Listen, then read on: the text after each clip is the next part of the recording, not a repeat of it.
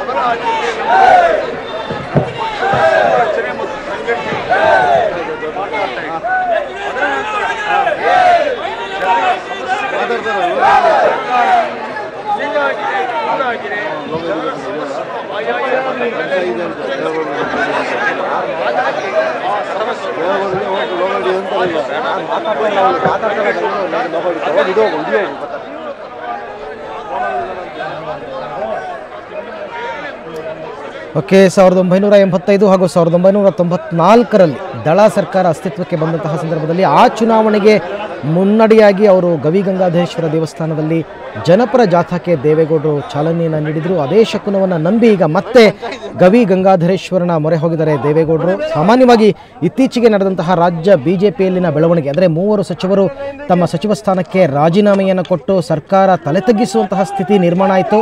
ಈ ಸಂದರ್ಭದಲ್ಲೇ ಎಚ್ಚೆತ್ತುಕೊಳ್ತಾರೆ. ಇದೇ ದೇವೇಗೌಡರ ರಾಜಕೀಯದ ಚದುರಂಗದಾಟ ಅಂತ ಹೇಳ್ಬೋದು. ನೀವು ನೋಡ್ತಾ ಇರತಕ್ಕಂಥ ನೇರ ಪ್ರಸಾರ ಬೆಂಗಳೂರಿನ ಗವಿ ಗಂಗಾಧರೇಶ್ವರ ದೇಗುಲದಿಂದ ಅವರು ತಮ್ಮ ಜನಪರ ಜಾಥಾಗೆ ಚಾಲನೆ ನೀಡಿದ್ದಾರೆ. ಇತ್ತೀಚೆಗಷ್ಟೇ ಜೆಡಿಎಸ್ಗೆ ಸೇರ್ಪಡೆಯಾದಂತಹ ಚಿತ್ರನಟಿ ಪೂಜಾ ಗಾಂಧಿ ಹಾಗೂ ಸಾಯಿ ಗೋಲ್ಡ್ ಪ್ಯಾಲೇಸ್ನ ಮಾಲೀಕ ಶರವಣ ಅವ್ರನ್ನ ಕೂಡ ನೀವು ನೋಡ್ತಾ ಇರ್ತಕ್ಕಂಥದ್ದು. 15 ಜೆಡಿಎಸ್ನ ಪ್ರಮುಖ ನಾಯಕರು ಈ ಪೂಜೆಯಲ್ಲಿ ಪಾಲ್ಗೊಂಡಿದ್ದರು. ಪೂಜೆ ಹೋಮ ಹವನವನ್ನು ನೆರವೇರಿಸಿದಂತಹ ದೇವೇಗೌಡರು 15 ಜಿಲ್ಲೆಗಳಲ್ಲಿ ಈಗ ತಮ್ಮ 12ಕ್ಕೂ ಹೆಚ್ಚು ಮುಖಂಡರು ಈಗ ಜಯವಾಹಿನಿ ಬಸ್ನಲ್ಲಿ ಪ್ರಯಾಣ ಬೆಳೆಸ್ತಾ ಇದ್ದಾರೆ. 10 ಜಿಲ್ಲೆಗಳಲ್ಲಿ ರಾಜ್ಯದ 10 ಜಿಲ್ಲೆಗಳಲ್ಲಿ ಜಿಲ್ಲಾ ಮಟ್ಟದ ಬೃಹತ್ ಕಾರ್ಯಕರ್ತರ ಸಮಾವೇಶವನ್ನು ಹಮ್ಮಿಕೊಳ್ಳಲಾಗಿದೆ. ಒಟ್ಟಾರೆ ದೇವೇಗೌಡರು ದಣಿ ಒರಿಯದಂತಹ ರಾಜಕಾರಣಿ ಅಂತಕ್ಕಂಥದ್ದು ಮತ್ತೊಮ್ಮೆ ಸಾಬೀತಾಗ್ತಾ ಇದೆ. ಇನ್ನೇನು ಚುನಾವಣೆಗೆ 1 ವರ್ಷ ಬಾಕಿ ಇರುವಾಗಲೇ ಎಚ್ಚೆತ್ತುಕೊಂಡಿರ್ತಕ್ಕಂಥ ದೇವೇಗೌಡರು ಈಗ ಸರ್ಕಾರಕ್ಕೆ ಕೆಲವು ಕಳಂಕಿತ ಸಚಿವರಿಂದ ಕೆಟ್ಟ ಹೆಸರು ಬಂದಿರತಕ್ಕಂಥದ್ದು, ಇದನ್ನು ಜನತೆಯ ಮುಂದಿಡ್ತಕ್ಕಂಥ ಪ್ರಯತ್ನ, ಜೊತೆಗೆ ಜೆಡಿಎಸ್ನ ಪ್ರಭಾವವನ್ನು ಹೆಚ್ಚಿಸಿಕೊಳ್ತಕ್ಕಂಥ ಪ್ರಯತ್ನ. ಹಾಗಾಗಿ ದೇವೇಗೌಡರು ಇವತ್ತಿನಿಂದಲೇ ಚುನಾವಣದ ಪ್ರಚಾರದ ಮುನ್ನುಡಿ ಅಂತಲೇ ಹೇಳಬಹುದು. 10 ಜಿಲ್ಲೆಗಳಲ್ಲಿ ಜನಪರ ಯಾತ್ರೆಯನ್ನು ಆರಂಭಿಸ್ತಾ ಇದ್ದಾರೆ. ಇವತ್ತು ಬೆಂಗಳೂರಿನ ಗವಿ ಗಂಗಾಧರೇಶ್ವರ ದೇವಸ್ಥಾನದಿಂದ ದೇವೇಗೌಡರು ಪೂಜೆ ಸಲ್ಲಿಸಿ ಈ ಯಾತ್ರೆಗೆ ಚಾಲನೆಯನ್ನು ಕೊಟ್ಟಿರ್ತಕ್ಕಂಥದ್ದು. ಇದರ ನೇರ ಪ್ರಸಾರವನ್ನು ಸುವರ್ಣ ನ್ಯೂಸ್ 24/7ನಲ್ಲಿ ನೀವು ನೋಡ್ತಾ ಇದ್ದೀರಾ. ಬನ್ನಿ ಬಗ್ಗೆ ಹೆಚ್ಚಿನ ಮಾಹಿತಿ ಪಡೆಯೋಣ. ನಮ್ಮ ಪ್ರತಿನಿಧಿ ಮಸೂದ್ ಇವಾಗ ನಮ್ಮ ಜೊತೆ ದೂರವಾಣಿ ಸಂಪರ್ಕದಲ್ಲಿದ್ದಾರೆ. ಮಸೂದ್, ರಾಜ್ಯ ಸರ್ಕಾರಕ್ಕೆ ಕೆಟ್ಟ ಹೆಸರು ಬರ್ತಾ ಇದೆ ಅಂತ ತಿಳಿದುಕೊಂಡ ತಕ್ಷಣ ಎಚ್ಚೆತ್ತುಕೊಂಡಿದ್ದಾರೆ ದೇವೇಗೌಡರು. ಇವತ್ತು ಜನಪರ ಜಾತ್ರೆಗೆ ಅವರು ಚಾಲನೆಯನ್ನು ನೀಡ್ತಾ ಇದ್ದಾರೆ. ಸೊ ಏನೆಲ್ಲ ಕಾರ್ಯಕ್ರಮಗಳನ್ನು ಯೋಜನೆಗಳನ್ನ ರೂಪಿಸ್ಕೊಂಡಿದ್ದಾರೆ ಇವಾಗ ಜೆಡಿಎಸ್ ಇಂದ? ಹೌದು ಅರವಿಂದ್, ಈ ಬಾರಿ ಅಂದ್ರೆ ಮುಂದಿನ ಒಂದು ಕಾಲು ವರ್ಷ ಇದೆ ಚುನಾವಣೆಗೆ, ವಿಧಾನಸಭಾ ಚುನಾವಣೆಗೆ. ಈ ಚುನಾವಣೆಯಲ್ಲಿ ಜೆಡಿಎಸ್ ಅಧಿಕಾರಕ್ಕೆ ಬರಲೇಬೇಕು ಅಂತ ಜೆಡಿಎಸ್ ಪಣ ತೊಟ್ಟಿರುವಂತಿದೆ. ಆ ಹಿನ್ನೆಲೆಯಲ್ಲಿ ಜೆಡಿಎಸ್ ಜನಪರ ಜನತಾ ಜಾಥಾವನ್ನು ಹಮ್ಮಿಕೊಂಡಿದೆ. ಇದು ಇವತ್ತಿಂದ ಆರಂಭ ಆಗ್ತಾ ಇದೆ. ಈ ಜಾಥಾಕ್ಕೆ ಈಗಾಗಲೇ ದೇವೇಗೌಡ ಅವರ ದಂಪತಿ, ದೇವೇಗೌಡ ಅವರು ಮತ್ತೆ ಅವರ ಪತ್ನಿ ಚೆನ್ನಮ್ಮ ಅವರು ಮತ್ತೆ ಎಲ್ಲಾ ಮುಖಂಡರುಗಳು, ಜೆಡಿಎಸ್ ಮುಖಂಡರುಗಳು ಈಗಾಗಲೇ ಹೋಮ ಹವನ ಶುರು ಮಾಡಿದ್ದಾರೆ. ಹೋಮ ಹವನ ಮುಗ್ದಿದೆ. ಆ ಬಳಿಕ ಗೌರಿ ಗಂಗಾಧೇಶ್ವರನಿಗೆ ಅಭಿಷೇಕ ಮಾಡ್ತಾರೆ. ಆ ಬಳಿಕ ಪೂಜೆ ಮಾಡ್ತಾರೆ. ಪೂಜೆಯ ಬಳಿಕ ಈ ಜಾಥಾಗೆ ಚಾಲನೆ ಕೊಡ್ತಾ ಇದ್ದಾರೆ.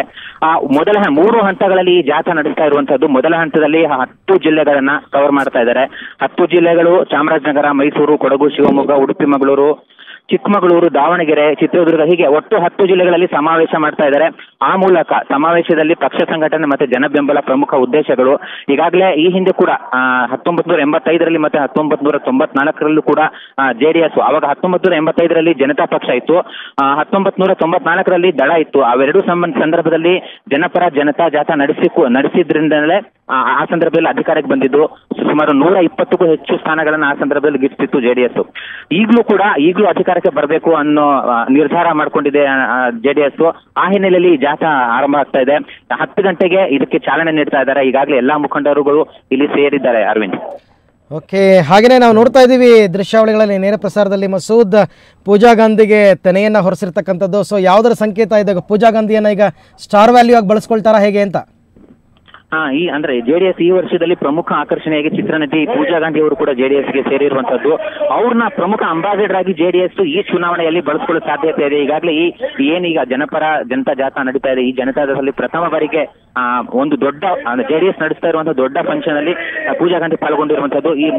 ಇನ್ನು ಮುಂದೆ ನಡೆಸುವಂತಹ ಅಂದ್ರೆ ಏನು 3 ಹಂತದಲ್ಲಿ ಜನತಾ ಜಾಥಾ ನಡೆಸ್ತಾರೆ, 3 ಹಂತಗಳಲ್ಲೂ ಒಟ್ಟು 30 ಜಿಲ್ಲೆಗಳಲ್ಲೂ ಕೂಡ ಪೂಜಾ ಗಾಂಧಿಯನ್ನ ಪ್ರಮುಖ ಅಂಬಾಸಿಡರ್ ಆಗಿ ಬಳಸ್ಕೊಳ್ತಾ ಇದ್ದಾರೆ. ಅಂದ್ರೆ ಅವರು ಆ ಪಕ್ಷಕ್ಕೆ ಸೇರಿದ್ದಾರೆ, ಅವ್ರ ಮೂಲಕ ಪ್ರಚಾರ ಕಾರ್ಯವನ್ನು ಮಾಡ್ತಾ ಇದ್ದಾರೆ. ಏನೀಗ ಬಿಜೆಪಿ ಮತ್ತೆ ಕಾಂಗ್ರೆಸ್ನ ದೌರ್ಬಲ್ಯಗಳನ್ನ ಪ್ರಧಾನವಾಗಿ ಇಟ್ಕೊಂಡು ಆ ದೌರ್ಬಲ್ಯಗಳನ್ನೇ ಶಕ್ತಿಯಾಗಿ ಮಾಡಿಕೊಂಡು ಜೆಡಿಎಸ್ ಪ್ರಚಾರ ಮಾಡ್ತಾ ಇರುವಂತದ್ದು.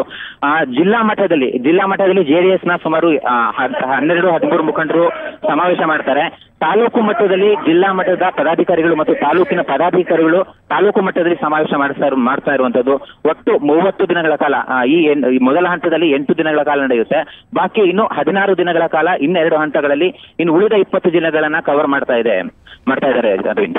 ಓಕೆ ಮಸೂದ್, ಧನ್ಯವಾದ ತಮ್ಮ ಎಲ್ಲ ಮಾಹಿತಿಗಾಗಿ. ನಿಜಕ್ಕೂ ದೇವೇಗೌಡರು ಇಂತಹ ಸಂದರ್ಭಗಳಲ್ಲಿ ಬಹಳ ಚಾಣಾಕ್ಷತೆಯನ್ನು ತೋರಿಸ್ತಕ್ಕಂಥದ್ದು. ಅವರ ರಾಜಕೀಯ ಚದುರಂಗದಾಟ ಬಲ್ಲವರೇ ಇಲ್ಲ ಅಂತ ಹೇಳ್ತಾರೆ.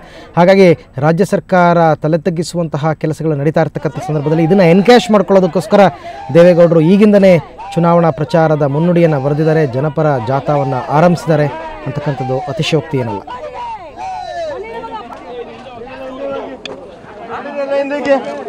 ಸ್ವಲ್ಪ